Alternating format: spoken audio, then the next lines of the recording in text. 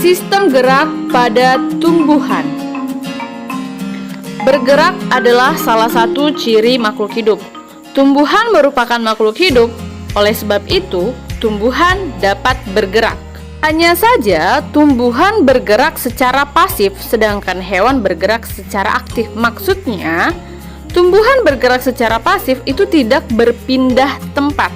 Ya, tidak bisa berpindah tempat dari wilayah A ke wilayah B. Nah, di video ini kita akan membahas macam-macam gerak pada tumbuhan. Yang pertama yaitu gerak tropisme. Gerak tropisme merupakan gerak tumbuhan yang dipengaruhi oleh arah datangnya rangsangan. Perhatikan pertumbuhan akar. Akar akan selalu tumbuh menuju pusat bumi. Ini disebabkan oleh adanya gaya tarik bumi atau gaya gravitasi bumi. Nah, gerak ini disebut dengan gerak geotropisme atau gravitropisme. Yang kedua yaitu gerak fototropisme, di mana gerak ini disebabkan oleh arah datangnya cahaya. Nah, perhatikan video berikut ini. Tumbuhan akan selalu bergerak ke arah datangnya cahaya. Nah, perhatikan ya, jika cahaya datang dari samping, maka tumbuhan bergerak ke arah samping.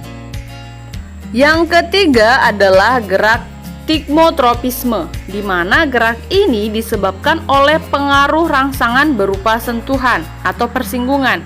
Jadi, tumbuhan akan bergerak ke arah sentuhan tersebut. Contoh sulur tanaman yang akan membelit kayu atau tonggak.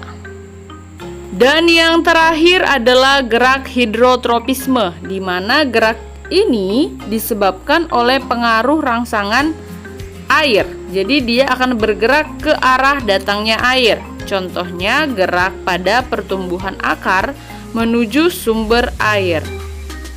Kemudian jenis gerak yang kedua yaitu gerak nasti, di mana gerak nasti ini merupakan gerak tumbuhan yang arahnya itu tidak dipengaruhi oleh arah datangnya suatu rangsangan. Contoh gerak fotonasti, di mana gerak nasti akibat rangsangan cahaya. Nah, contohnya ini pada video ini adalah bunga pukul 4, di mana dia akan selalu mekar pada pukul 4. Ya, jadi kalian perhatikan dia tidak dipengaruhi oleh arah ya. Jadi mekar aja, bukan mekar ke arah kiri ke kanan, tidak seperti itu. Tapi mekar karena rangsangan cahaya. Nah, dia pekannya pada pukul 4, makanya disebut dengan bunga pukul 4. Kemudian contoh kedua yaitu gerak seismonasti, di mana gerak nasti akibat rangsangan sentuhan ya. Jadi perhatikan video berikut. Nah, itu adalah contoh dari gerak seismonasti pada putri malu. Nah, ketika disentuh dia akan menutup. Nah, berarti ketika dia menutup karena memperoleh rangsangan sentuhan. Nah, setelah tidak ada pengaruh rangsangan, dia akan membuka kembali. Ini disebut dengan gerak seismonasti.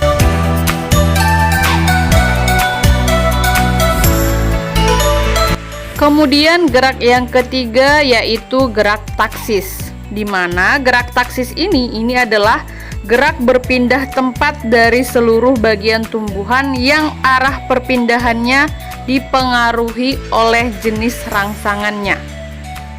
Contoh gerak taksis yaitu satu gerak fototaksis, di mana gerak fototaksis ini diakibatkan oleh rangsangan berupa cahaya.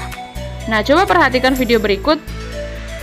Itu adalah euglena, ya, di mana euglena ini akan bergerak ke arah cahaya, ya. Bergeraknya itu secara keseluruhan, bergerak ke arah cahaya, di mana dia membutuhkan cahaya untuk berfotosintesis. Contoh yang kedua yaitu gerak kemotaksis, di mana gerakan ini diakibatkan oleh adanya rangsangan berupa zat kimia. Nah, perhatikan pada gambar berikut, ini adalah gerakan sperma itu menuju archegonium. Disebabkan pada archegonium itu terdapat zat kimia yang akan merangsang si sperma menuju pada archegonium tersebut. Nah, zat kimia ini biasanya berupa zat gula yang dibutuhkan, makanan yang dibutuhkan oleh si sperma. Makanya dia pergi bergerak menuju archegonium. Ini biasanya pada tumbuhan paku dan tumbuhan lumut.